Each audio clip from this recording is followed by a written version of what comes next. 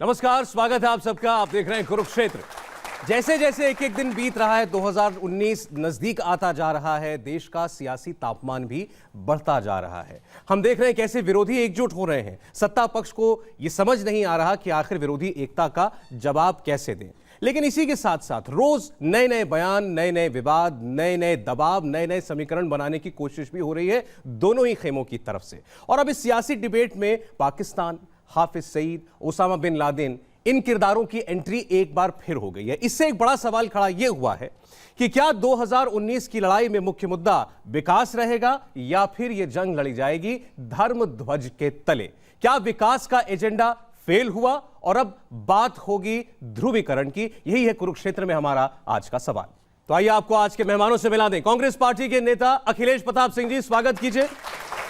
Bharatiya Janata party के नेता सुधांशु त्रिवेदी जी और गरीब नवाज फाउंडेशन के चेयरमैन अंसार रजा साहब, आप तीनों का बहुत बहुत स्वागत है। और सवाल आपके सामने है। शुरुआत में आप तीनों को एक एक मिनट का मौका इसी एजेंडे पर, मुद्दे पर बात करने के लिए। पहले अखिलेश प्रताप सिंह, विकास का मुद्दा गुल हो गया?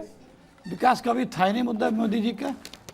आप याद करिए, जब से सरकार बनी है माननीय मोदी जी की, लव जिहाद, घर वापसी, गाय, गंगा जल, पाकिस्तान, गोत्र, यही सब चलता रहा है। और इनके तमाम मंत्रियों ने, मुख्यमंत्रियों ने, तमाम बड़े बड़े नेताओं ने ये बयान दिए हैं, जो वोट नहीं देगा वो पाकिस्तान में चला जाए।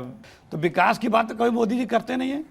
और आज भी मोदी जी जब भाषण देते हैं तो पूछे, जो उन्होंने कहा था 15 लाख की जिक्र करते हैं, कभी नहीं करते हैं। घरों का जिक्र करते हैं, कभी नहीं करते हैं। 2 करोड़ रोजगार का जिक्र करते हैं, कभी नहीं करते हैं। इकोनॉमी की जिक्र करते हैं, कभी नहीं करते हैं। पेट्रोल डीजल के दाम पानी के भाव ला देंगे, कभी नहीं करते हैं। डॉलर के दाम ज़मीन पर ला देंगे, कभी नहीं करते हैं। पाकिस्तान को निस्तनाबूद कर देंगे, कभी नहीं बात करते हैं। चाइना लाल लाल आँखों से थरथर कांपेगा, वो कहीं नहीं करते हैं। वो सिर्फ अपने एजेंडा, जो कम्युनल एजेंडा है, पोलराइजेशन, लोगों का ध्यान भटका करके वोट लेना, यही करते रहे हैं। चलिए ठीक है। सुधांशु त्रिवेदी जी, वो 2 चुनाव आप हारे और गिरिराज सिंह को ओसामा याद आने लगे विपक्ष में। आपकी पार्टी के प्रवक्ता हैं, वो तुलना करने लगे हाफिज सईद के साथ, जैसे विपक्षी एकजुट हो रहे हैं। सर, बस इतना ही अपने विकास के एजेंडे पर भरोसा था? देखिए, मैं एक बात कहना चाहूंगा। आज तक भारतीय जनता पार्टी के विरुद्ध, चाहे मोदी जी का युग रहा हो, इससे पहले अटल जी का युग रहा हो, कभी भी रहा हो, जब जब विपक्ष हमारे खिलाफ लामबंद हुआ है, कभी उसने कहा है कि हम बेहतर सरकार देना चाहते हैं, पारदर्शी शासन देना चाहते हैं, इसलिए हमें वोट कीजिए? ना, उसने कहा है तथाकथित सांप्रदायिक शक्तियों यानी हमारे खिलाफ सेकुलर दलों को मजबूत करिए। चाहे 96, 97, 2004 हमेशा रहा हो। तो सांप्रदायिकता को मुद्दा किसने बनाया, हमने या इन्होंने? अभी मैं 2 इन्होंने शब्द बोले, उसका भी जवाब दे देता हूं। लव जिहाद मुद्दा भाजपा ने बनाया क्या? केरल के कम्युनिस्ट पार्टी के मुख्यमंत्री वीएस अच्युतानंदन ने यह शब्द प्रयोग किया था और केरल और कर्नाटक के हाई कोर्ट में प्रयोग हुआ। कोई संघ परिवार की इजाद नहीं थी। गो हत्या का मुद्दा पंडित नेहरू के जमाने से तमाम राज्यों में चलता रहा। अब मैं एक और बात कहना चाहता हूं। कर्नाटक का चुनाव हुआ, मुस्लिम आरक्षण का विषय कौन लाया? हम या ये। लिंगायत को अलग धर्म बना दिया जाए, कौन लाया? हम या ये। अभी प्रधानमंत्री जी पिछले हफ्ते इंडोनेशिया के दौरे पे गए। अरे आप आलोचना करते कि बिजनेस टू बिजनेस एग्रीमेंट में मुझे ये कमी नजर आ रही है, मैरीटाइम एग्रीमेंट में ये कमी नजर आ रही, पर आपने कहा नहीं, वो मस्जिद क्यों चले गए? मुद्दा किसने बनाया, आपने या हमने? ठीक है सुधांशु जी, 1 मिनट पूरा हुआ। अंसार रजा, आप उम्मीद कर रहे थे कि उपचुनाव के बाद पाकिस्तान का नाम कोई ना कोई नेता तो लेगा? सौरभ जी, अभी तो खाली नाम लिया गया है पाकिस्तान का। अभी मोदी जी ऐलान करेंगे कि हाफिज सईद ने कहा है कि कांग्रेस को वोट दो। अभी ये ऐलान आएगा, आप देख लीजिएगा। इसलिए कि हिंदुस्तान के हिंदू और मुसलमानों को लड़ाने के लिए पाकिस्तान का बीच में आना बहुत ज़रूरी है। हर चुनाव में पाकिस्तान बीच में आया है और ये वो पाकिस्तान है जिसके लिए हमारी भाजपा की सरकार कहती थी कि 1 सर के बदले हम 10 सर लेकर के आएंगे। कितने जवानों के सर हमारे कटवा दिए। कोई कह सकता है कि 10 सर लेकर के आए? कौन भारत का मुसलमान है जो पाकिस्तान का सपोर्ट करने के लिए खड़ा हुआ है? कोई नहीं। किसी भारत के मुसलमान के लिए पाकिस्तान से आम नहीं आए, मोदी जी के लिए आम आए। ये 10 सर लेकर के आएंगे? क्या भाषा की इस्तेमाल करते हैं आप लोग चुनाव में?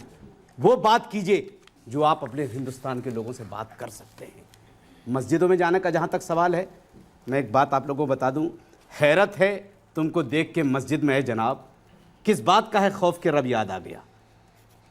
क्या वजह है? यहां भारत में टोपी पहनने को तैयार नहीं, वहां मस्जिद जा रहे। अयोध्या आज तक नहीं गए, रामलला नहीं बुला रहे हैं क्या?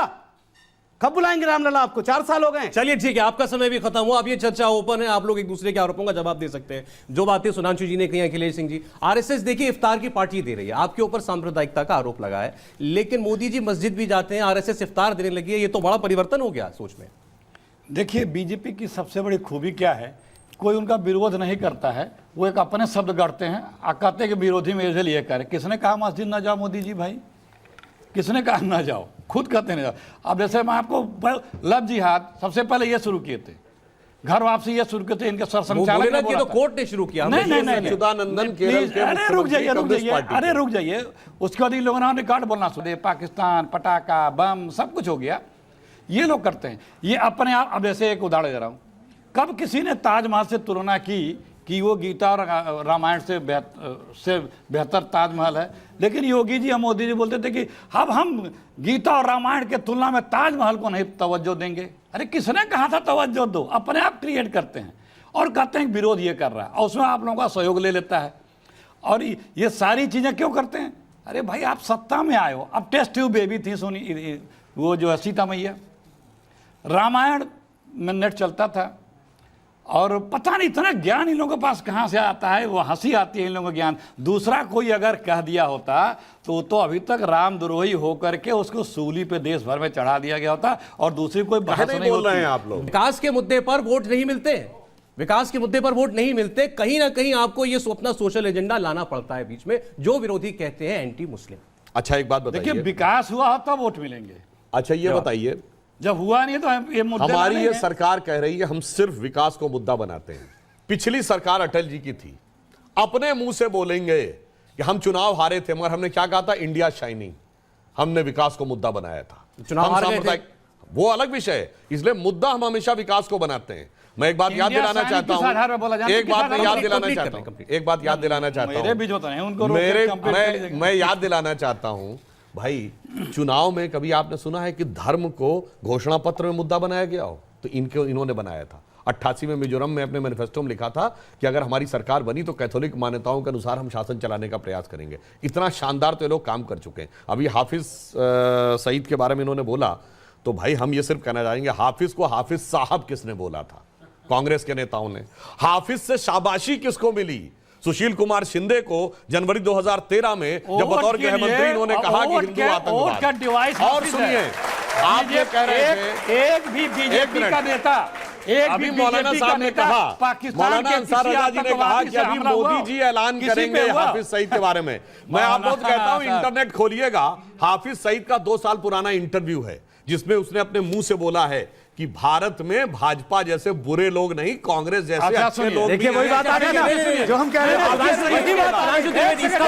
अब आप भी वही काम करें। एक सेकंड देखिए, हाफिज सईद का बहाना, अरे रुकिए, वही बात आ गई जो हम कह रहे थे। विरोधियों के साथ साथ जहां विरोधियों के नाम लेते हैं, बगल में हाफिज सईद का मैं यही तो कहना चाह रहा अरे हूं। यही मैं भी कहना चाह रहा हूं। एक सेकंड, हाफिज के लिए साहब से लेके उसकी प्रशंसा, उसकी शाबाशी, कनेक्शन तो आपका दिखता है। और सुनिए, और हाफिज के देश में जाके आपके नेता कहते हैं मोदी जी को हराओ। कौन? सलमान खुर्शीद जो विदेश मंत्री रहे, छोटा मोटा नेता नहीं।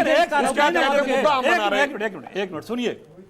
हाफिज सईद से बुलवाता कौन है? लाभ किसको मिलता है जब हाफिज सईद मुंह खोलता है हिंदुस्तान या कांग्रेस के खिलाफ? तो लाभ कौन पाता है? बुलवाता का, अरे सुनिए, बुलवाता का जिसको लाभ मिलता है वो बुलवाता है। अच्छा। लाभ किसको मिलता है? बीजेपी को मिलता है। बीजेपी बुलवाती है। ये बीजेपी और वो मिले हुए हैं, क्योंकि वो नहीं बोलेगा तो इनका वोट यहां कैसे बढ़ेगा? हाफिज सईद और हिंदुस्तान में भी 1-2 लोग हैं जो इनके इशारे पे बोलते हैं, यहाँ पे इंटरफियर करते हैं, इसलिए कि बीजेपी को लाभ मिले, मोदी जी को लाभ मिले। सर, क्या बीजेपी का कोई फोन कनेक्शन लगा हुआ है? अरे हाँ, कुछ भी हो सकता है। जब चुपके चले जा रहे नवाज शरीफ की अम्मी से क्यों गए थे? क्या पता विकास की बात कर रहे थे। मैं एक बात कह दूं, अभी विकास की बात की बीजेपी ने। एक वाक्य मौलाना साहब, 80 के दशक की बात है, इलाहाबाद में बाढ़ आ गई थी। अरे तो आरएसएस वालों ने बड़ी सेवा की। तो RSS ये और सेवा। कार्टून निकला था कि इंदिरा गांधी कह रही हैं कि RSS आरएसएस और वालों ने सेवा। बाढ़ ले आई ताकि सेवा करके RSS सार्वजनिक बटोर और सके। सेवा। वैसे ही ये बन रहे हैं। काफी सही का कनेक्शन उससे है। अंग्रेजों की यारी करने वाले देश सेवा करेंगे, जो गवाहियां देते रहे फ्रीडम फाइटरों के खिलाफ, उनको सुन जिनका लीजिए। आज भी धर्म को हिसाब पे जात के आधार पे बोलने का बांटना मौका है। है। सुन लीजिए। नहीं, नहीं, वो आप लोग बोलिए बोलिए बोलिए अंसार अहमद। RSS और सेवा। बीजेपी और कांग्रेस की लड़ाई में पूरा देश पिस रहा है और ये डिबेट पिस जाएगी। इन दोनों की आपस की लड़ाई में ये डिबेट पिस जाएगी। आपने विकास की बात की। हम तो अपने देश के प्रधानमंत्री से कहते हैं कि मुझे फख्र है कि हमारे देश का प्रधानमंत्री चैलेंज कबूल करने वाला है। विराट कोहली का चैलेंज 1 सेकंड में कबूल कर लिया देश के प्रधानमंत्री ने। मैं 3 चैलेंज करता हूं देश के प्रधानमंत्री को कि गंगा साफ कर दो, जो वादा आपने किया था। यह चैलेंज है आपको। कश्मीरी पंडितों को इज्जत के साथ कश्मीर बसा दो और पूरे देश में गौ हत्या पर कानून लगा दो कि गाय नहीं कटेगी। अगर हिम्मत है तो बात करो विकास की, वरना भाषण मत करो। बहुत भाषण हो चुका है। अगर चैलेंज कबूल करने वाले हो तो करो, और अरे नहीं क्यों है गौ तो ये हत्या पर भाषण बैन मत लगा करो। दें? तो ये भाषण मत सुनिए करो। जनाब, गौ हत्या पर क्यों बैन लगा दें? सारे इनके आज तक वो किसी मुझे मैं नहीं जानता। किसी मुसलमान ने नहीं आप कहा दोनों नूरा कुश्ती कर रहे हो। लेकिन आपने बीजेपी कितने बार गौ हत्या के खिलाफ नेताओं ने यही बोला आप है ही बताइए। कि हम सुनिए क्यों कांग्रेस रोड पे नहीं क्यों उतरती कि गौ हत्या पे गौ कानून मांस चाहिए? मैं खाऊंगा नहीं उतरती। सबसे ज्यादा अगर किसी ने बोला है तो बीजेपी के नेताओं ने बोला है। किसी दूसरे धर्म के लोगों ने एक और शब्द भी इसका नहीं बोला जवाब है। बीजेपी लेकिन को गौ देना मांस चाहिए। खाऊंगा। बीजेपी जवाब बीजेपी के प्रधानमंत्री गृह कब हमारे राज्यमंत्री 3 चैलेंज कबूल कर रहे हैं? तीन बड़ी साफ बीजेपी को बातें बताना चाहिए। ठीक है अंसार बीजेपी के अहमद। तीन तमाम नेताओं ने बड़ी डंका साफ छोड़ के बोला बातें। है। कश्मीरी पंडितों का मुद्दा, गौकशी पर रोक दोनों जगह लगाने का सरकार मुद्दा, इनकी है, गंगा की यहां सफाई भी का और कश्मीर में भी। चलिए जवाब देखिए, गंगा की सफाई में नितिन गडकरी जी ने कहा है सर 4 साल हो गए, 2019 मार्च तक 4 साल हो गए सर। 70% गंगा अरे साफ उमा हो भारती जाएगी। जी बोली थी 3 कश्मीरी साल पंडितों में मैं कहना मोदी जी चाहता हूं। बोले थे 3 साल में। एक- एक- 4 एक- साल एक- हो एक- गया। और उमा भारती जैसी फायर ब्रिगेड नेता बनाई, फायर ब्रिगेड? लेकिन नहीं सफाई हुई। सरकारें उसमें जो है अब मैं जवाब दे दूं? बहाने लगी गंदगियां। चलिए अब सुनिए। सुधांशु त्रिवेदी जवाब दे। देखिए, कश्मीरी पंडितों के मुद्दे पे हमारी सरकार ने न सिर्फ पैकेज लाया है, वहां पर स्थापित करने की प्रक्रिया की शुरुआत की है। कुछ इशू आ रहे हैं कि उस कॉलोनी जो बनेगी उसको किस प्रकार से 22 बनेगी, में मगर देखेंगे उसको। मैं कहता 22 में हूं देखेंगे, कश्मीरी 1922 पंडित में, मार कर, 2022 में उजाड़ कर, देखेंगे। लूट कर, बलात्कार करके भगाए गए आपके दौरे हुकूमत ने। आपने क्या किया था? जवाब सर, ये दे। बहाना अब नहीं चलेगा। बहाना नहीं, आप तो 4 साल हमने में तो ये बताइए। किया। आपने क्या किया? पहले बताइए क्या किया? नहीं, मैं मुख्यमंत्री से कितने बात की, कश्मीरी कश्मीर पंडित के गए? पंडितों को वापस लाओ। कितने कितने बार कश्मीरी बात की पंडित मुख्यमंत्री से? वापस ये बात कश्मीर में करो। रहने लगे? एक मुकदमा बताएं जो दर्ज हुआ हो इनके जमाने अरे में जब कश्मीरी पंडित मारे गए। कितने हमने कश्मीरी तो पंडित वापस रिवैल्यूएशन गए? की शुरुआत की है ना। आपने मारा भगाया और आप क्वेश्चन कर रहे हैं अभी क्यों नहीं जाके बैठ पाए? भैया, आप अरे भाई, एक और बात आपने कर। और कहा हमने था, गाय की वादा बात किया कही था ना भाई। थी। भारत के इतिहास में ये यदि विकास पहले का नेता मुद्दा थे इसलिए आया कि जिन्होंने केराना, ओपनली कहा मैं गाय का मांस खाता हूं, वो थे पंडित ये सब नेहरू। साफ हो गया। कौन? अटल जी का है। योगी का पंडित क्षेत्र नेहरू। अटल जी का अपनी किताब में खुद लिखे हैं। 1952 में अटल जी खुद कहे हैं, झूठ बोलते हो। संसद का क्षेत्र कभी नहीं कहा। तब अरे विकास आ आप गया। लोगों को वरना सारा हिंदू दोष मुसलमान नेहरू का था, रहेगा। है। इस देश में जो कुछ हुआ है पिछले सिर्फ 4 वर्ष में हुआ है, जो खराबियां हैं सब नेहरू की बदौलत है। नीरव मोदी भी भाग गया। अगर नेहरू जी एयर इंडिया नहीं शुरू किया तो नहीं भागा होता। वो जहाज चलता नहीं। एयर इंडिया से भागा आपको बड़ा पता है? नहीं, ये आपको कैसे पता है कि एयर इंडिया से भागा है? सरकारी ये जानकारी कैसे पता है? सरकारी फ्लाइट कि 4 साल में मोदी सरकार ने क्या किया है, पर आप ये बताइए 60 साल में क्या किया है? जो ये जितने लोग ताली बजा रहे हैं और खुश हो रहे हैं, ये इस देश को गाली दे रहे हैं। इस देश को गाली दे रहे हैं मोदी जी की तरफ से। आपने मोदी सुनिए की सुनिए, पहनी अब सवाल हुई है, जवाब आपने सुनिए, मोदी- अब जवाब सुनिए, प्लीज जवाब सुनिए। जवाब दे। हमारे देश में सुई तक नहीं बनती थी, सुई तक। हम दुनिया के आज हर फील्ड में टॉप 4 में हैं, चाहे इकोनॉमी हो, ये चाहे 4 साल में सामरिक हो। हुआ है। सुनिए सुनिए, अरे बीच में मत बोलिए, सुनिए जनाब। हमें कोसिए कांग्रेस को, देश को कोसना बंद करिए। नहीं, उन्होंने आपसे ही सवाल किया, आप इसको सुन देश रहे- पे क्यों नहीं जा रहे? नहीं, 60 साल को गिना रहा हूं, मैं वही बता रहा हूं। आपने कहा- 70 साल। आप- अरे सुन तो नहीं, लीजिए, नहीं, जवाब सुनिए, प्लीज। जवाब दीजिए, मैं आपको पूरा मौका दूंगा, आप पूरा मौका दूंगा। नहीं, नहीं, लेकिन पढ़ते हैं बचाने के लिए, सुनिए, अरे प्लीज। भाई, अरे आप सुनिए सवाल बात, का मुझ पर जवाब आरोप दीजिए। लगाने से कुछ नहीं होगा। उन्होंने सवाल आपसे किया, आपने हाँ। कहा देश को गाली दे रहे हैं, ये क्या हाँ, मतलब तो हुआ? 70 सालों में नहीं हुआ। अरे तो कांग्रेस 70 पार्टी ये सवाल पूछता है, देश को गाली दे रहा और है क्या, ये वही है। इस देश में क्या कुछ हुआ नहीं है? हमको नहीं कोस रहे हैं, इस देश के लोगों ने इस देश को यहां तक पहुंचाया है।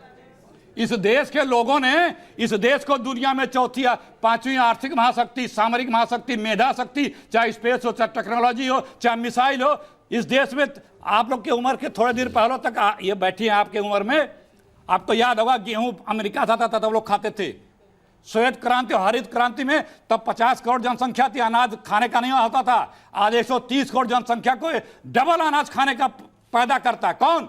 किसान पैदा करता है। किसके कारण? यहाँ की सरकार की नीतियों ने लाया, पैदा किया। फिर भी आप लोग कहते 70 सालों में नहीं हुआ।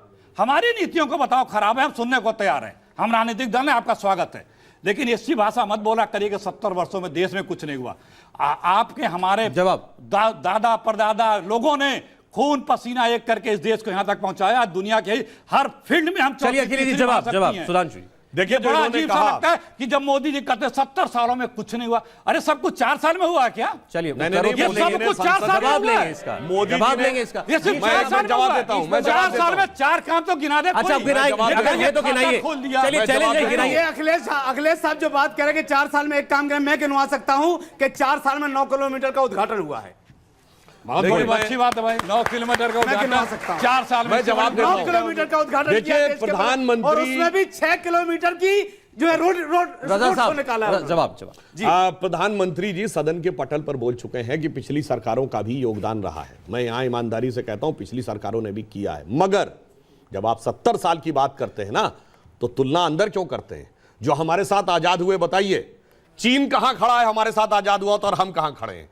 युद्ध में बर्बाद हो चुका जर्मनी कहां खड़ा है 47 में, और हम कहां खड़े हैं? एटम बम से बर्बाद हो चुका जापान 70 साल में कहां पहुंचा और हम कहां पहुंचे? इजराइल 48 में आजाद हुआ, कहां पहुंचा, हम कहां पहुंचे? उससे तुलना करिए। ये कुतर हमारा करना बंद पोटेंशियल क्या करिए। था? और अरे ये कुतर और एक करना और। बंद करिए। कुतर नहीं, पूरी ये बात होने कुतर दीजिए। कर- पूरी हमारा बात यहाँ- होने दीजिए, सुनिए, पूरी बात। सुनिए, सुनिए। और मैं कहता हूं अरे अभी जवाब कांग्रेस दे रहा हूं की आपको। सरकार का योगदान रहा, मगर जिस कांग्रेस के प्रधानमंत्री ने सर्वाधिक योगदान दिया, खुली अर्थव्यवस्था किसने दी, भूमंडलीकरण उदारीकरण किसने किया? नरसिम्हा राव ने, जिसका शव तक इन्होंने एआईसीसी के ऑफिस में नहीं रखा। आडवाणी जी मुझे कहाँ रखा था कि आडवाणी नहीं? जी कहाँ याद है? अरे ये बताइए, अरे शव पिता क्यों नहीं रखा? मोदी जी के प्रधानमंत्री अरे का रखा शव था, नहीं आपको रखा। जानकारी नहीं है। बात- आपको जिसके लिए जानकारी ये नहीं कहते है। थे आपको जानकारी कि नहीं। नरसिम्हा राव की अरे धोती के झूठ नीचे हाफ बोलना। पैंट है, वो आरएसएस से मिले हुए हैं। झूठ तो बोलना भैया वो भी उसी ने देखिए, किया देखिए, बदलाव। मोदी जी के रास्ते पे आप है। मोदी जी दिन भर झूठ बोलते हैं, आप भी बोल रहे हैं। भैया हमने तो सारा हाँ फैक्ट बता रहा बोला हूं। है। क्या ग्लोबलाइजेशन नरसिम्हा राव ने नहीं किया था? किसकी नीति थी? और नरसिम्हा राव के लिए आप लोग आरोप नहीं लगाए? कुछ पता तो रखिए। उनका शव आप अरे AICC में राजीव नहीं गांधी ने रखते। शुरू किया था नरसिम्हा राव, फिर मनमोहन सिंह ने सबने पहुंचाया आगे। 10 साल में मनमोहन सिंह ने देश के इकोनॉमी को 4 गुना कर दिया है। ये सारे पढ़े लिखे लोग हैं। 9.5% से छोड़ते समय 4.5% विकास दर थी। आधी हो गई थी। झूठ नहीं, चेक करिए। झूठ मत बोलिए, जाके नेट पे चेक मैं बता करिए। रहा हूं, ये लोगों को जो मैं बोल रहा हूं चेक कर लीजिएगा। भाई आप लोग अटल जी, चेक करिए, अरे अभी चेक 2004 कर में रहे। विकास दर अरे कितनी रुकिए, थी मैं अभी गिना रहा खोलिए, हूं, मैं और बता रहा हूं। 2014 में कितनी मैं थी? बता रहा हूं, सुनिए, मैं उसको ऑथेंटिक बता रहा हूं। अटल जी के जब प्रधानमंत्री काल छोड़ा था तो देश की जो बजट था भारत सरकार का वो 5,85,000 करोड़ था। देख लेना, गलत होगा तो बताना। और जब मनमोहन सिंह छोड़ के गए थे तो 19,90,000 करोड़ का बजट छोड़ के गए थे। आज 22 लाख कुछ हजार का बजट का है। 10 सालों में 4 गुना इकोनॉमी किसी की बढ़ी है, किसी देश की, किसी की नहीं बढ़ी है, मनमोहन सिंह के समय की बढ़ी है। और ये लोग कुछ भी कर लें। देखिए, मैं एक सिर्फ बात झूठ कहना बोलते हैं। अब मैं अजहर अंसार साहब को बीच में एक लाना वाक्य तो चाहता हूं। बोल अरे दो। मैं एक बार रिकॉर्ड अंसार बता रहा आजाद है, हूं, फिर कोई भी आप चेक बोल कर लीजिए, लेगा। आपने कहा। अच्छा, एक मैं भी अंसार- एक वाक्य पूरा कर शॉर्ट में, बहुत शॉर्ट। बहुत शॉर्ट में। देखिए, हमारे यहाँ क्षमता थी, प्रतिभा थी, वैज्ञानिकों में, इंजीनियरों में, सैनिकों में, सबने, मगर सरकार का योजनाएं काम किसने क्या दी? रहता है? हाँ, नीतियां बिल्कुल। किसने बनाई? अरे हमने भैया, बोलने बनाई। दीजिए, disturb हमारे मत करिए। नीतियों और अरे योजनाओं आप के ही ने कारण बनाई वहां तक भाई, पहुंचा है। बोलने और तो जो आप दीजिए। एक चीज और याद आ जाए, एक-एक करने एक से चीज और अच्छा याद आ मैसेज जाए, जाता जो है। ये जापान अरे भैया, आप बोल चुके हैं, आप हमें बोलने दीजिए। लिबरल डेमोक्रेसी है, ठीक है। वहां पे तानाशाही चलिए, ठीक है, ठीक है। बात कंप्लीट कीजिए। वहां पे पूरा सब कर कुछ लूं, एक बात सरकारी पूरा है। कर लूं। देखिए, 1995 में हमारे वैज्ञानिक, आप ही की सरकार थी, परमाणु विस्फोट करने कगार पे खड़े थे। एक अमेरिका से घुड़की आई, रुक गया। लो, और 98 में अटल जी ने करके अरे इंदिरा दिखाया। जी ने कब किया ये था? होना चाहिए अरे था। पोखरण कब हुआ और था? दूसरी बात, 74 में इंदिरा अरे जी भाई, कर चुकी थी, सर्जिकल झूठ बोलने स्ट्राइक वाले। करने के लिए हमारे सैनिक तैयार थे, क्यों नहीं आपकी सरकार ने हिम्मत की कभी? अरे कितना झूठ बोलते हैं बार अरे बार। कितना झूठ जनरल बोलते हैं, बताए, बताओ ना कब हुई? जनरल बताए हैं। झूठ, झूठ, जनरल झूठ। बताए हैं कि कई बार सर्जिकल स्ट्राइक है। आपसे हम लोग एक बड़ा उसकी बुनियादी बेचे- सवाल है, आप उसको दोनों को बेचते सुन रहे नहीं हैं, हैं। आप हम दोनों को लोगों ने सुन रहे हैं। भूगोल बदला और है। इनकी तरह एक मिनट हम लोगों ने देश का दुनिया का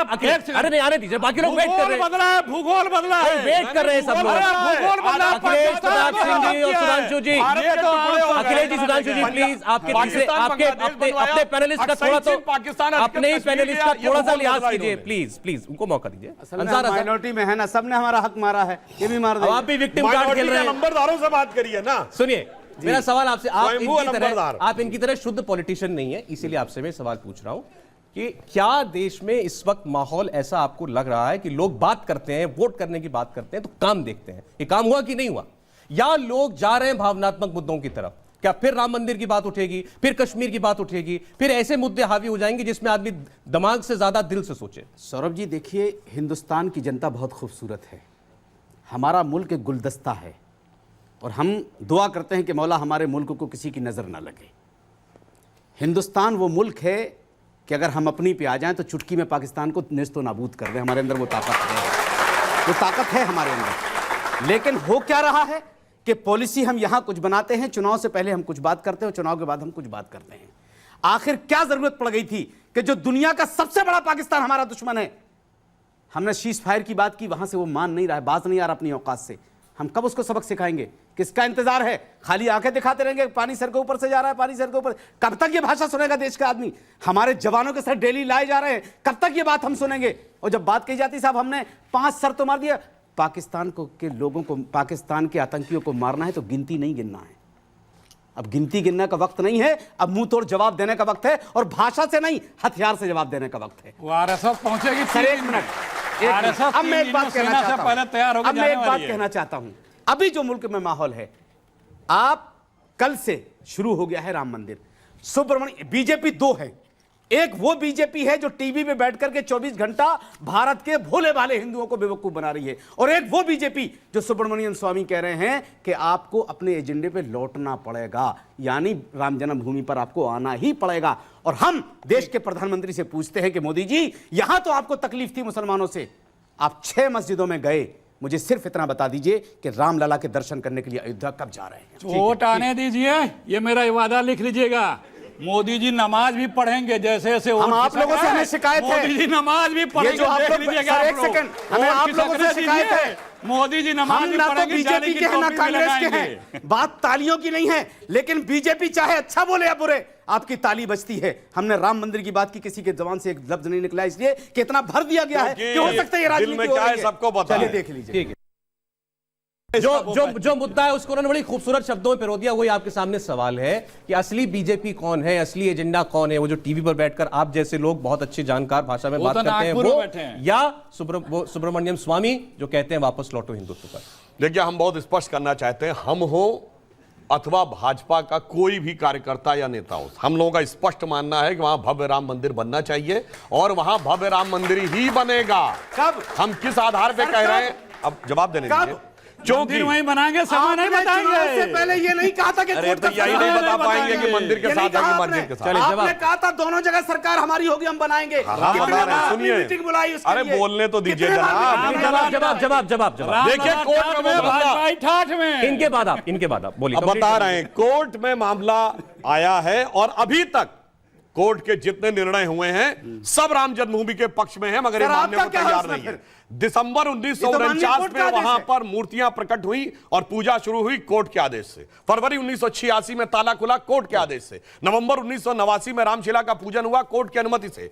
दिसंबर 1992 में ढांचा गिरने के बाद मेकशिफ्ट टेंपल में मूर्तियां रख के पूजा शुरू हुई सर, कोर्ट के बीजेपी आदेश ने से। क्या रोल अदा किया? 2010 में वो बताइए कोर्ट का ना। जजमेंट आया, चलिए, क्योंकि सुधांशु साक्ष्य जी, हमारे पक्ष में है। और सुनिए, मेरा सवाल इसी एक का मिनट, सवाल है। एक मिनट, जो काम आडवाणी ने किया, पूरी बात आडवाणी होने को तो दीजिए, मानव मदन साहब, पूरी सम्मान बात में होने डाल दिया। दीजिए। 2010 में सुप्रीम हाई कोर्ट ने क्या कहा है कि केंद्रीय गुंबद, सेंट्रल डोम के नीचे का हिस्सा सैंक्टम सैंक्टोरम गर्भगृह है जो श्री राम लला विराजमान सर, कर दिया, बहस इसलिए वो तो है ही राम नहीं। जन्मभूमि है। मगर आप सब कहते हैं बाबरी मस्जिद है, जबकि कोर्ट ने कहा था विवादित ढांचा था। बोलिए राम जन्मभूमि है कि नहीं? सर, आप बताइए राम तो जन्मभूमि मुझे है कि इतना नहीं? बताइए आज वो कि राम जन्मभूमि जिन्होंने है और हम बीजेपी आश्वस्त को हैं 2 कोर्ट का सीट से निर्णय हमारे पक्ष में आएगा 376, और बीजेपी ने क्या किया? जवाब वो आडवाणी जी कहाँ हैं? अरे भाई, मोदी जी ऐसे के सामने चीखने से हाथ बात जोड़े नहीं हैं, होगा। वो मुंह फेर के 2010 का ये जजमेंट देश का जानते हैं किस प्रधानमंत्री आधार पे हमारा। आया? जो क्या बात कर रहे हैं आप? 2003 में हमारी सरकार ने आर्कियोलॉजिकल सर्वे का एक्सकवेशन आप तो कराया ये था, बताइए, सबूत आडवाणी में जी सबूत कहाँ निकले हैं? मंदिर के, तब कोर्ट का जजमेंट हमारे चलिए खिलाफ ठीक आया। है, एक मिनट। मेरा सवाल दूसरा था। मेरा अखिलेश प्रताप सिंह सवाल ये है, 2019 में अब आडवाणी जी याद आने लगते हैं। 2019 में जब मैनिफेस्टो आप लोगों ने छपेगा बुला दिया, सरकार का, एक जिनकी मिनट, वजह से आप जिंदा एक हैं। मिनट, अंसार आपने रजा, बुला दिया एक उनको। मिनट। जब मैनिफेस्टो छपेगा तो पहले पन्ने पर राम मंदिर होगा या पहले पन्ने पर वो दावे होंगे 27 किलोमीटर का हाईवे एक दिन में बन रहा है, उज्ज्वला योजना हो रही है? देखिए, यही सब होगा। ये तो नहीं बता पाएंगे ये तो मंदिर के पक्ष में, अरे मस्जिद रुकिए के पक्ष में। रुकिए, हमने तो कहा अब मंदिर के पक्ष जैसे में, ये मस्जिद के पक्ष में थे तो बाएं दाएं करने लगे। जैसे ही हम पक्ष में थे, 3 पक्ष इनका बड़ा सबसे बड़ा पक्ष था। 370 100 दिन में अरे खत्म मंदिर में कर जवाब दे दूंगा। दीजिए अरे ना, अभी पक्ष उस पे में भी ये आ पक्ष रहा हूं, में। 100 दिन में खत्म कर दूंगा। अभी लोकसभा में बताया 30-70 में नहीं खत्म करने वाला। इनको सत्ता से हाँ, चाहिए। अभी हमारी अरे रुकिए, अरे सरकार अभी रुकिए नहीं कर जनाब, सकते। अरे रुकिए वक्त आएगा तो जनाब। करेंगे। अटल जी जब आए थे तो भी बोले कहाँ राम मंदिर, मैनिफेस्टो में था। कौन 370? अरे वो बीजेपी का एजेंडा, मैं बीजेपी का प्रधानमंत्री नहीं हूं, मैं एनडीए का हूं। कौन राम? कब बोले? कौन?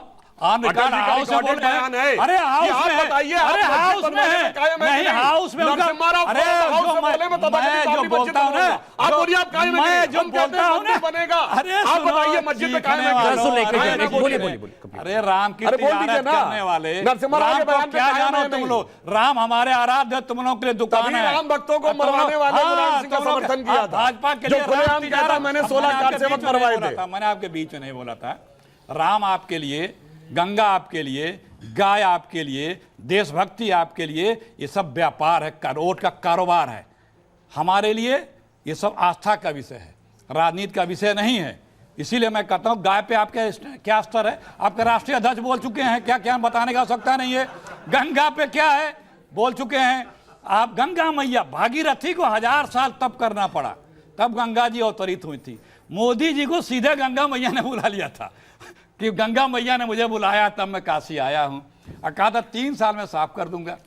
4 साल हो गया, एक में गिना दे रहा हूं मैं। अभी सिर्फ काशी के वादे बता रहा हूं, देश के वादे नहीं बता रहा हूं। 4 वादे काशी में 4 साल पहले किए थे।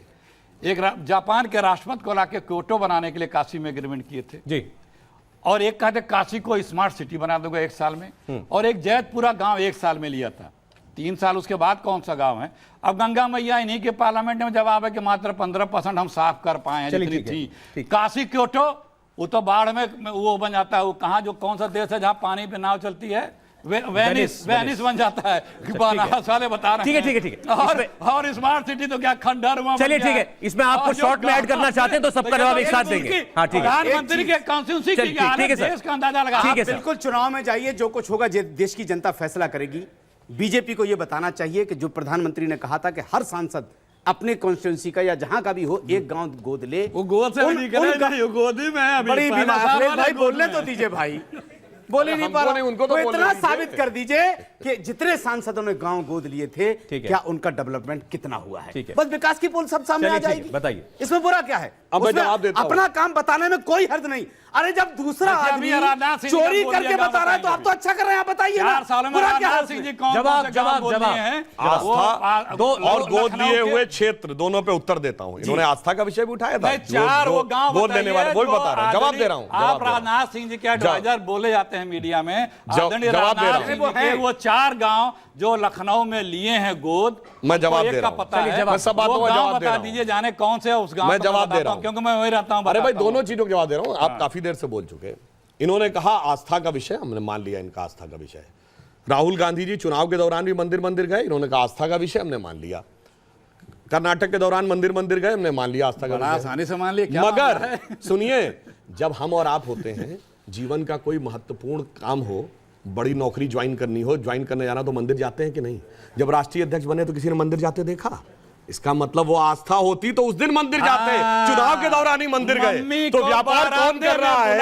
ये साफ समझ में आ रहा है। अगर फोटो नहीं अब खिंचाएंगे बोलने दे रहे तो हैं। मम्मी का आशीर्वाद नहीं होगा। बोलने दे रहे हैं। 5 नहीं साल में बोलने दे एक रहे हैं। बार जाते हैं और मम्मी भाई, जी के पास। देखिए, और उस आप बहुत बेचारी डिस्टर्ब कर रहे हैं। को इनको बाहर बोलने बाहर दे रहे हैं, में इनको बुला बोलने दे रहे हैं। के आपका फोटो पूरा आरोप खिंचा अखिलेश जी, के- अखिलेश जी, एक वाक्य पर भी मिला जाते हैं भाई। सुनिए ना। पर्सनल बात में मां सबकी है, उसका एहतराम होना चाहिए। कोई किसी की मां की बात ना करे। मंदिर चलिए, भी ठीक है। आस्था का वो विषय, चाहे देश के कैमरा लेके हम नहीं प्रधानमंत्री आप जाते बदलना हैं। चाह रहे हैं। मोदी जी, आप बीजेपी दोनों जाती है। आप दोनों के ये आरोप तरीका सुने है। थे सबने, एक बार जवाब सुन नहीं, लीजिए, वो फिर मोदी बोल जी देंगे के जवाब। बीजेपी का हर तो राहुल कैमरा गांधी लेके कैमरा जाओ। लेके सुन लीजिए, सुन लीजिए। वो मोदी जी और देखिए, मेरा बीजेपी के लिए कि हर कैमरा लिए मैं सिर्फ ये चाह रहा मत लेकर ठीक है, मैं जाइए। सिर्फ चाह रहा हूँ कि इनकी बात एक बार आ जाए, उसके बाद आप बोल लीजिएगा। नहीं, बोलिए। वो वैसे तो जिन जगहों पे जाते हैं कैमरा वहाँ लेके कैमरा जाना क्या जरूरी सूचना है। तक नहीं अरे बता भाई, के जाते विदेश में कहाँ चले गए। Akhilesh ji, please please. अब मैं दूसरी बात बताता हूं।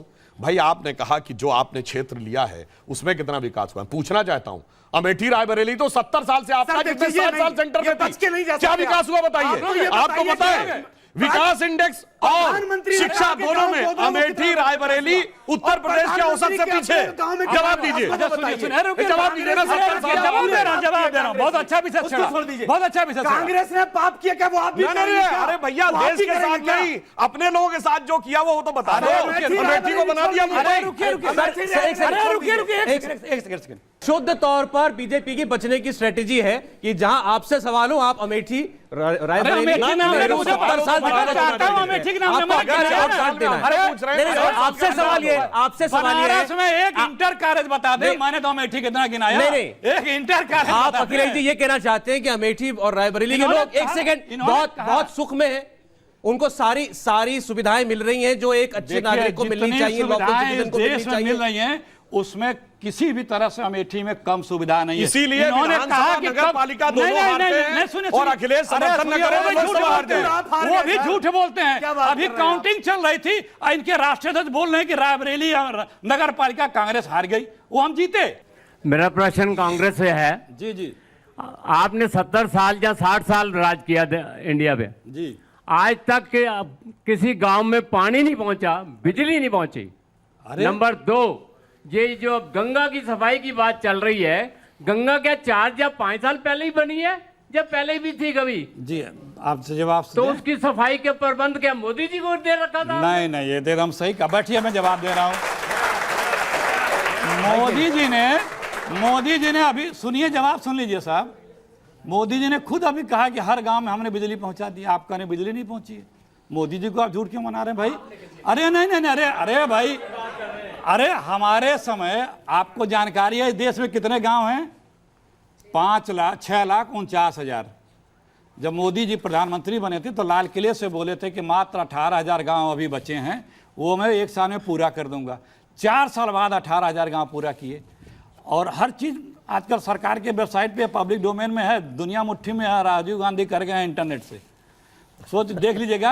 राजीव गांधी 10 सालों में इंटरनेट था। 10 सालों में राजीव गांधी के जमाने में हाँ, इंटरनेट था। राजीव गांधी ने शुरुआत भैया, किया गजब था। की आपकी जब भक्ति है। कंप्यूटर राजीव गांधी लाए थे तो बीजेपी ने कंप्यूटर पार्लियामेंट इंटरनेट नहीं चलने बताइए। दिया था। कहा था ये इंटरनेट तो लड़का, खोजा भी नहीं गया सुनिए, था। कंप्यूटर आएगा तभी तो इंटरनेट आएगा। जनाब कुछ तो जानकारी रखा करो। अरे भैया, इंटरनेट, अरे आपने सुन इंटरनेट लो। बोला, अरे राजीव गांधी हाँ, देगा हाँ, इंटरनेट, हाँ, रिकॉर्ड करके सुना वही दीजिएगा। मैं कह रहा हूं, क्योंकि जब कंप्यूटर आएगा तभी चलिए, वो आप आएगा। जवाब दे दीजिए, और शॉर्ट सुन कंप्लीट लीजिए, कीजिए, कंप्लीट कीजिए। और तब लोग धरना दे रहे थे, पार्लियामेंट नहीं चलने दिए कि राजीव गांधी आया है, कंप्यूटर ला रहा है, तमाम आईटी सेक्टर ला रहा है, 10 आदमी का काम एक कंप्यूटर करेगा, सब बेरोजगार हो जाएंगे। एक पार्लियामेंट जो अटल बिहारी वाजपेयी तक बैलगाड़ी से गए थे, तब हमें उस दिन भी याद है, तो हम राजनीति में थे। आज क्या है, यही सेक्टर सबको जॉब दिए है। यही सेक्टर दुनिया में, जिसको हिंदुस्तान के सिर्फ लेबर विदेश जाते थे, जी। मैन पावर बोला जाता था इंडिया को, आज इंडिया को माइंड पावर बोला जाता है। किसकी बदौलत?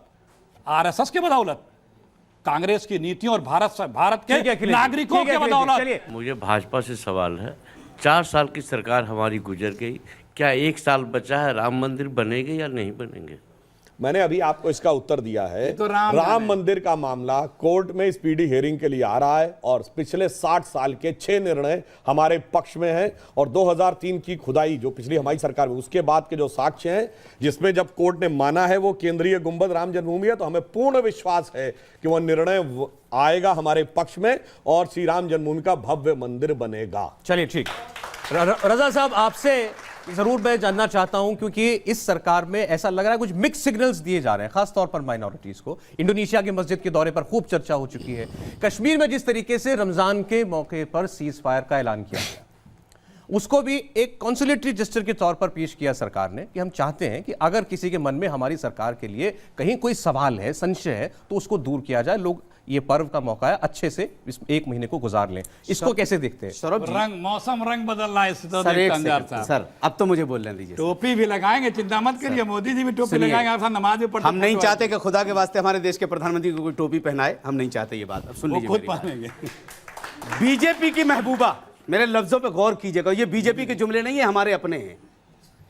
बीजेपी की महबूबा ने जिस दिन देश के प्रधानमंत्री से कहा था कि शीज फायर बंद कीजिए, उसको शर्म आनी चाहिए थी।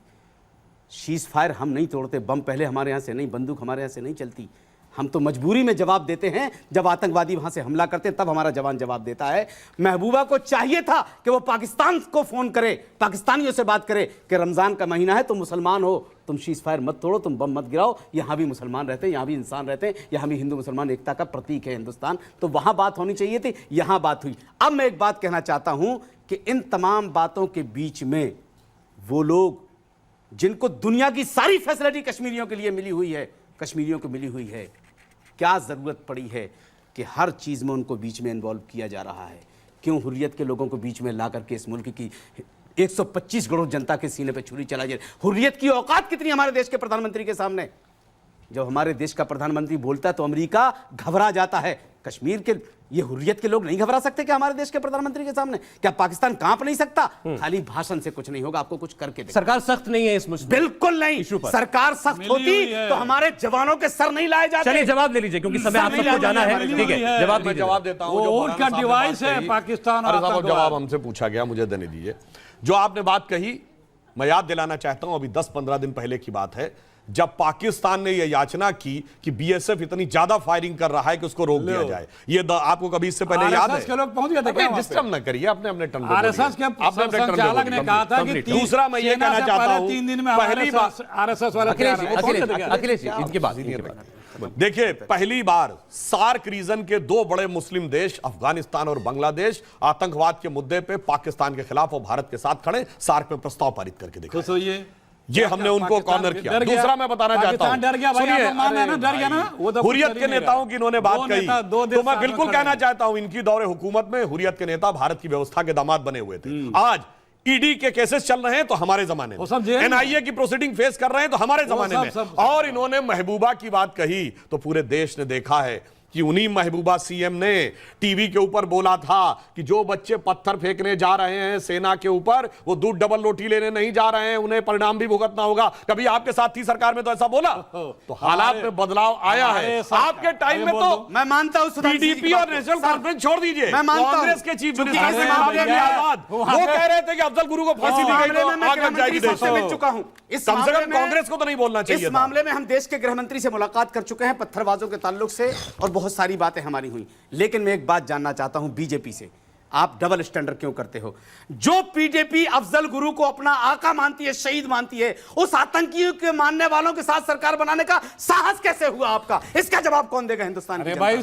हमारी सरकार रहने के बाद अफजल गुरु के नाते इनका वोट मिला ही आज तक पीडीपी अफजल गुरु के नाते इनको वोट मिलता है। अफजल गुरु आतंकवादी का नाम लेकर वोट मिलता है इनको। अरे सुनिए, अब मैं जवाब दे लूं, वो वोट उनके नाम पे वोट मिलता है। स्टैंडर्ड नहीं। मैं एक चीज मैं नहीं बोला था, जरा सा और जवाब दे कीजिएगा। आतंकवादी फिर अखिलेश जी। हाँ, रहेगा, लेकिन मैं जरा बोल दूं। वानी को आतंक शहीद मानने मैं वाले बता रहा हूं, मैं आज बता भी रहा हूं। आपके साथ सरकार में बैठे हैं, इसका जवाब कौन सत्ता देगा? सुख अफजल गुरु के पक्ष में हमारी सरकार आने के बाद पीडीपी या महबूबा मुफ्ती का एक बयान बताइए। आज मगर मुझे अफसोस इस बात पे है, अरे भाई बोलने दीजिए भाई, शहीद ऐसे- का दर्जा मगर मुझे अफसोस इस बात पे है कि अफजल गुरु आतंकवादी था, मैं अंसार मान जी, जाऊंगा। रजा साहब, आप ही की रजा बात साहब, अब मैं बोल लूं, सर पीडीपी नेशनल कॉन्फ्रेंस तो रीजनल पार्टी है। कांग्रेस के नेताओं ने जिन्होंने खुलेआम अफजल गुरु के पक्ष में ट्वीट किया, उसका जवाब दीजिए। मणिशंकर अय्यर, शशि थरूर, सैफुद्दीन सोद और नेहरू जी, गांधी जी, जाके राहुल गांधी, सुभाष चंद्र बोस, अरे शशि थरूर ने ट्वीट किया था कि नहीं? नेहरू जी नहीं, शशि थरूर का जवाब दो भैया, मणिशंकर अय्यर का जवाब दो, और राहुल जाके जेल में उस सभा का समर्थन किया। अखिलेश अब अखिलेश जी से है, विपक्ष में जाते ही हार्डलाइनर बन जाना मजबूरी बन जाती है क्या? विपक्ष में हम लोग हार्डलाइनर कभी नहीं है। जो सत्य था सत्य नहीं, साथ हमेशा रहे। हमेशा कम्युनल बीच में मत बोलिए, चाहे विपक्ष में हो जाए, हमेशा रहे। अरे इतना बीच में बोलते हो, और उसका कश्मीर में कहीं भी किसी भी इशू पे देखिए, झूठ ना बोले तो सब लोग जानकार हैं, सबको पता है कि क्या स्थिति देश की है, देश की अर्थव्यवस्था क्या, समाज की क्या है, सब जानकार और है, कश्मीर की क्या, कश्मीर का क्या है, और क्या बीजेपी का रुख है। कहीं दिखा हो बीजेपी की सत्ता सिर्फ साम्राज्य विस्तार, झूठ बोलना। हमें दुख इस बात का भी होता है, हमारे भी प्रधानमंत्री हैं माननीय मोदी जी, लेकिन जब भी मुख खोलते हैं सिर्फ झूठ बोलते हैं।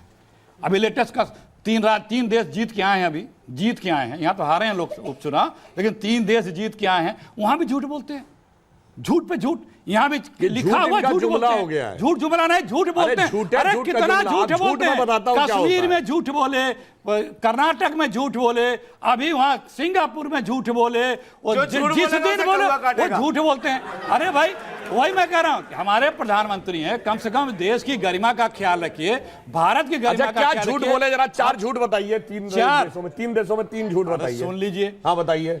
एक तो सबसे बड़ा झूठ वही बोला कि जो ट्रांसलेटर पढ़ रही है, जो बोले नहीं थे पढ़ रही है, अब शर्मिंदगी हो तो कम से कम चुल्लू भर नहीं तो एक बाल्टी पानी तो झूठ बताइए ना। ये तो झूठ कौन था, सा झूठ? वही झूठ था। जो बोला नहीं वो ट्रांसलेटर पहले से उसको आंसर दे रखा है, फिक्स हो रहा है, और उसमें झूठ बोला। और राहुल गांधी ने ट्वीट अरे किया है। बताइए अरे ना, सुनिए, अरे क्या बता शब्द, दिए। क्या चीज झूठ बोला, देश क्या के बारे फर्क, में क्या गलत बोला? धन्यवाद। अच्छा, शॉर्ट कमेंट, शॉर्ट कमेंटिंग फिर मैं बोलूंगा ये झूठ नहीं, ये नहीं चलेगा। चार बता इनका रहे 4 में 2 ही गिना पाया। इन्होंने मैं कहा बता जनरल, देता हूं। वो जनरल चलिए, आप करियप्पा, बताइए। उनका नाम लिया आप बताइए। कि उनको उन्होंने जनरल नहीं बनाया था, जो करियप्पा जी। अरे एक जनरल देश की रोटी की बात कीजिए। फिर उन्होंने कहाँ कहा जनरल कि कर्नल के कांग्रेस चक्कर में जो घूम है रहे हो? कुत्ते से वफादारी सीखे। अब कहाँ हमने कर्नाटक कहा था छोड़िए। 4 नहीं, देशों में ऐसी 4 झूठ भाषा- बताइए। अरे मैंने मेरे भाषा की बात मत करिए। संजय निरुपम ने तो गवर्नर को कुत्ता कह दिया था। इसको संजय निरुपम ने कर्नाटक और के सेना गवर्नर अध्यक्ष को- रोजाना गुंडा कह दिया। रोजाना राहुल जी को आपके क्या क्या सांसद लोग ने। बोल रहे हैं। वो तो सिर्फ कहा कि कुत्ता डायरेक्टली नहीं कहा अरे था, वो छोड़िए। indirectly कहा था। एक बात। डायरेक्टली कह रहे हैं। उससे हम सहमत नहीं होते हैं। हम उससे हम सहमत नहीं होते हैं। लेकिन इन लोगों ने जो वर्ड यूज करते हैं, ये आप सहमत हैं? चलिए, सब आप सहमत 30 होते हैं। कोई सेकंड आप खंडन दोनों नहीं को करता please Bhajpa please he. Complete करेंगे। 30 सेकंड में। मैं एक बात कहना चाहता हूं कि अभी एक नया स्टैंड 4 साल से निकला है। जब से मोदी जी आए हैं तो यहाँ की हिंदुस्तान की परंपरा रही है, प्रधानमंत्री अफ्तार करवाता था, हम लोगों ने विरोध किया। हम लोगों ने विरोध किया कि अफ्तार का सिस्टम खत्म किया जाए। जरा सा चीज को, ये सिंबॉलिक चीजें हैं, लेकिन आरएसएस के इफ्तार को गुनाह कह रहे हैं कई लोग। ये मैं बता दूं आपको, देखिए, खबर मेरी है बात- आज की। मेरी बात आरएसएस सुनिए। का इफ्तार एक इफ्तार दिन अगर के है तो आरएसएस इफ्तार प्रेस नोट पार्टी जारी से कराना आज पहले। आरएसएस के राष्ट्रीय मंच का बयान आया अरे है पहले वो कि प्रेस हम नोट जारी चाहते हैं करें कि कि लोगों के खंडन पेट करते हैं, भर मेरा जाएं। नहीं हो, झूठ बोलते हैं। लोगों के पेट भर जाएं। ये 10 शर्म नहीं आती उन लोगों को जो एक वक्त 4 फ्रूट खिलाने के बाद कहते हैं कि हम गरीब मुसलमानों का पेट भर रहे हैं। कहां लाकर के मुसलमानों को खड़ा कर दिया है? ठीक, जो काम इल्जाम ये लोग लगाते थे कि कांग्रेस तुष्टीकरण कर रही है अफ्तार वो ये करके, करने लगे। वो ये करने लगे। चलिए। इनमें उनमें फर्क क्या है? लास्ट कमेंट सुधांशु, फर्क 30 क्या है? सेकंड में कंप्लीट कीजिएगा प्लीज। 30 सेकंड में बताता हूं। देखिए, झूठ क्या होता है कि जब कांग्रेस फूड सिक्योरिटी बिल लाई तो उसने कहा देश के 2/3 लोगों को 2 टाइम का खाना मुहैया हो। कुछ ये ले हमारी आना, वो है। फिर बताना यार। अरे यार, फिर कांग्रेस है कि क्या बताओगे? तरीका है ये? कांग्रेस ले आई, इतने कांग्रेस- सीनियर आदमी हो हम गए आप, ले पहले आए, 30 हम सेकंड ले का आए, समय आप दिया क्या गया, नहीं उसके बताओ बाद ना, चुनाव आने वाला है। 30 सेकंड जब आपने झूठ बोला था आपने। इनके बाद 30 हमने सेकंड मौका दिया ना, चार इनके बाद झूठ 30 सेकंड आप बोलेंगे। 30 सेकंड घड़ी देखिए। 30 सेकंड 30 सेकंड में घड़ी से इसीलिए आप घड़ी से आप 30 मत रुके ना, सेकंड बीच में हो जाएगा कंप्लीट। तो भाई इन्होंने कहा 2/3 लोगों को खाना देना है। और क्या कहते थे? गरीबी की रेखा के नीचे कितने? 30% लोग। तो भैया ये 37% कौन से ऐसे थे जो गरीब नहीं थे मगर 2/3 2 जून का खाना उन्हें अवेलेबल नहीं था? ये होता है झूठ। ये होता है झूठ। अब मैं आता हूं इफ्तार पे।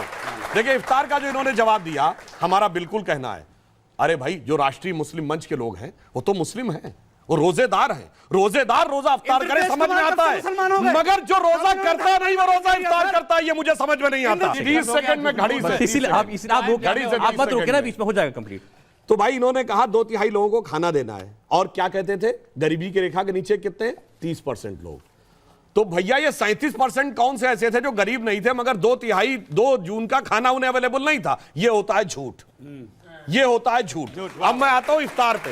देखिए, इफ्तार का जो इन्होंने जवाब दिया, हमारा बिल्कुल कहना है, अरे भाई जो राष्ट्रीय मुस्लिम मंच के लोग हैं वो तो मुस्लिम हैं, वो रोजेदार हैं। रोजेदार रोजा इफ्तार करे समझ में आता है, मगर जो रोजा करता नहीं वो रोजा इफ्तार करता है, ये मुझे समझ में नहीं आता कि भाई जो रोजा आप बोलना करता चाहते नहीं हैं है तो मैं वो रोजा इफ्तार करने लगे आकर वो पार्टी में, तो गलत समझ में आता है। परिवर्तन कर लिया। सुनिए, अरे बताइए, अरविंद केजरीवाल रोजा रखते हैं क्या? मुलायम सिंह यादव रोजा रखते हैं क्या? अरे भाई मान उसके संयोजक है मतलब सर। आप ऐसे समझिए। उन्होंने सुनिए, कब से धर्म परिवर्तन कर सुनिए। लिया? कंप्लीट कर लीजिए फिर। सुनिए भाई हम लोग व्रत रखते हैं। हो गया भाई। अरे भाई हो गया क्या? आपने बोलने नहीं दिया, कह रहे हो गया। खत्म करें। भाई व्रत रखते हैं, उसके बाद उद्यापन करते हैं ना। भैया व्रत रखा नहीं, उद्यापन करने लगे आके। वही वाली बात है कि रोजा रखा नहीं, रोजा अवतार कर चलिए लिया। 10 सेकंड अखिलेश जी कंप्लीट करते हैं, खत्म करते हैं, बोलिए। अच्छा सुनिए, अखिलेश जी आज का हमारी कोई वैल्यू आखिरी स्टेटमेंट, आखिरी स्टेटमेंट। इसमें से किसी को 15 लाख मेरे खाते में आए, 15 लाख किसी के? भाई बताइए, आपके खाते में किसी के 15 लाख आए? ये कौन गया था? अरे आए क्या 15 लाख? 2 करोड़ नौकरियां मिली किसी को? किसी को 2 करोड़ नौकरियां मिली? बहुत बहुत धन्यवाद गैस करेंगे आप पेट्रोल तीनों का लोगों का, आप दाम स्टूडियो में आए, आप सब मेहमानों का भी आज के कुरुक्षेत्र में हिस्सा बनने के लिए। ये आवाजें, ये आरोप और बुलंद होते जाएंगे जैसे जैसे चुनाव और नजदीक आएगा। बहुत बहुत शुक्रिया आप सब।